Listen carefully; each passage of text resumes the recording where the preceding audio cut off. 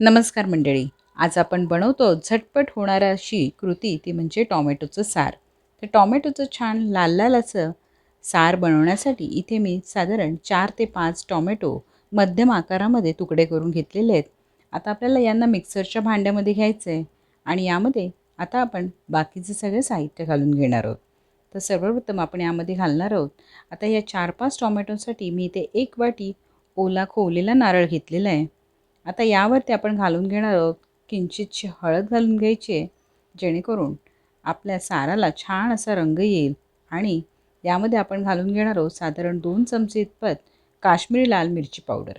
तुम्हाला हवं असेल तर तुम्ही तिखटासाठी दुसरी कुठलीही पावडर वापरू शकतात. थोडंसं आपण यामध्ये पाणी घालून घ्यायचं आणि मस्त ह्याची बारीक अशी पेस्ट वाटून घ्यायची आहे. अशा प्रकारे दाटसर माझी पेस्ट वाटून झालेली आहे.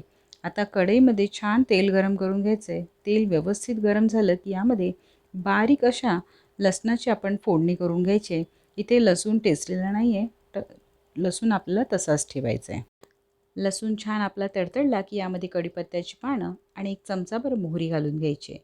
छान आपली अशी फोडणी व्यवस्थित तयार झाली की आपल्याला यामध्ये टॉमॅटोचं जे आपण मिश्रण बनवून घेतलेलं आहे, ते आपण सर्व मिश्रण यामध्ये घालून घ्यायचं आहे.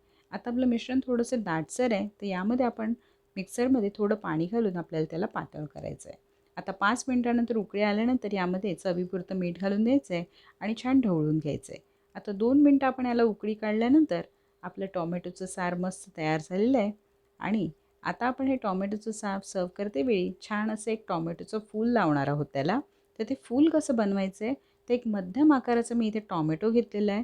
आता थोडा उभटसर बघून असा टॉमॅटो घ्यायचा, म्हणजे जेणेकरून त्यामध्ये आपली 2 छान फुलं बनतात. तर आता अशा रीतीने जसं मी दाखवलं आहे तशा रीतीने सुरीने आपण त्याला त्रिकोणी अशा रेषा करून घ्यायच्या आहेत.